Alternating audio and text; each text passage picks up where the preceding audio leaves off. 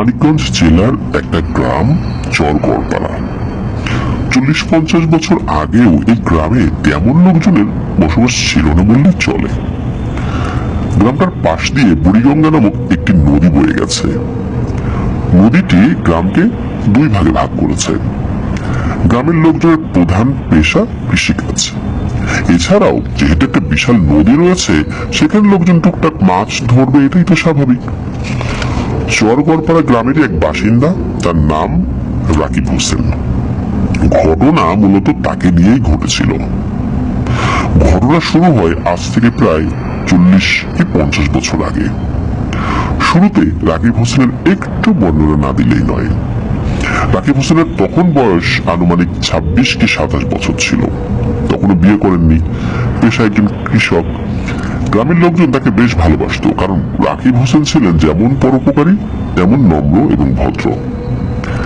রাকিব হোসেন কৃষিকাজ করার পাশাপাশি রাতে নৌকা বাইতেন আর মাছ ধরতেন। তখনকার দিনে তো এভাবে ইলেকট্রিসিটি এত ব্যাপকতা পায়নি, সবাই কুপিবাতি ব্যবহার করত। রাকিব হোসেন রাত হলেই কুপিবাতি ধরিয়ে রওনা হতেন নৌকা বাইতে আর টুকটাক মাছ ধরতে। ঘটনা শুরু হয় কোন একটা ঝড়ের রাতে। রাত তখন আনুমানিক 10টা বাজে।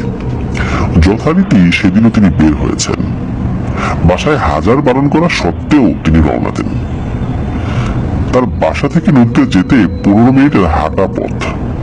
হাতে কুপিবাতি নিয়ে তিনি পথ চলতে থাকেন। একসময় তিনি পৌঁছেও যান নদীতে। বাসা থেকে হাজার বারণ করলে কি হবে, মাছ ধরার নেশা তো খুব মারাত্মক, তাই না? আর এই নেশা যাদের থাকে তারা কিন্তু কোনো প্রতিকূল পরিবেশ যাই হোক না কেন, সেই প্রতিকূল পরিবেশও তারা ওভারকাম করে মাছ ধরতে চলে যান। আর বাড়ি ঘরের নিষেধাজ্ঞা এর তো কোনো ব্যাপারই না। এই কারণে তিনিও বেরিয়ে গিয়েছিলেন। নৌকাটা তার ঘাটেই বাঁধা ছিল। এত রাতে লোক আসবে কিনা তার জন্য তিনি অপেক্ষা করছিলেন। বেশ কিছুক্ষণ অপেক্ষা করার পর একজন লোক আসলেন। লোকটা এসে কিছু না বলে চুপচাপ দাঁড়িয়ে রইল। রাকিব বললেন, ভাইয়া কোথাও যাবেন? লোকটি কোনো উত্তর দিল না। রাকিব আবারও জিজ্ঞেস করলো, ভাই আপনি কি কোথাও যাবেন? লোকটি এবার মাথা নাড়লো আর বলল, হ্যাঁ যাব, আমাকে পাশের গ্রামে পৌঁছে দিন। রাকিব হোসেন লোকটিকে নৌকা এসে বসতে বললেন। লোকটাকে দেখে একটু পাগল গোছের মনে হচ্ছিল। সারা শরীরে কাঁথা চাদর দিয়ে মুখ ঢেকে রেখেছেন। লোকটি কোনো কথা বলছিল না। রাকিব আস্তে আস্তে নৌকা বাইতে লাগলেন। কিছু দূর যাওয়ার পর রাকিব অনুভব করলেন নৌকাটি কেমন যেন ভারী ভারী হয়ে যাচ্ছে। তবু রাকিব সেদিকে খেয়াল না করে নিজের মতো করে নৌকা বাইতে লাগলেন। নৌকা যখন মাঝ নদীতে, তখন রাকিব লোকটাকে জিজ্ঞেস করলেন, আচ্ছা ভাই আপনি কোথা থেকে এসেছেন? লোকটা কোনো জবাব দিল না। এভাবে রাকিব বেশ কয়েকবার জিজ্ঞেস করলেন, কিন্তু কোনো উত্তর না দেয়ায় তাকে হাত দিয়ে একটু ধাক্কা দিতে গেলেন। যখনই তিনি লোকটার শরীরে হাত দিয়েছেন, তখনই দেখেন আরে এখান তো কেউ নেই। শুধু লোকটার পরনের কাঁথা চাদর পড়ে গেল। কিন্তু একটু আগেই এটার মধ্যেই একটা অবয়ব যে বসেছিল সেটা কিন্তু রাকিব বুঝতে পেরেছিল। কিন্তু ধাক্কা দেওয়ার সময় হঠাৎ করে মনে হলো ওই কাঁথা চাদরের ভেতরে ওই অবয়বটি বাতাসে মিলিয়ে গেল। এটা দেখে রাকিব খুব ভয় পেয়ে যান। তাড়াতাড়ি করে নৌকা চালিয়ে পাড়ে নিয়ে যেতে থাকেন।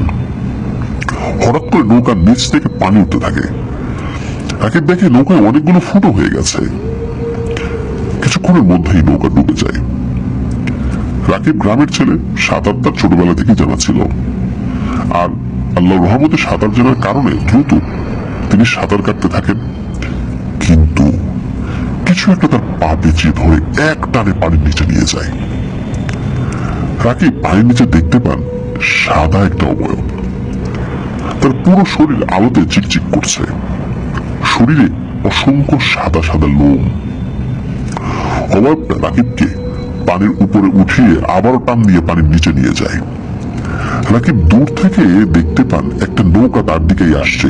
বিশেষ করে যখন পানির উপরে নিয়েছে তাকে আবার যখন টান দিয়ে নিচে নিয়েছে, যখন উপরে রাকিব ছিল, ওই অল্প সময়ের ব্যবধানে রাকিব নৌকাটি দেখতে পেয়েছিলেন। এরপর রাকিবের আর কিছু মনে নেই।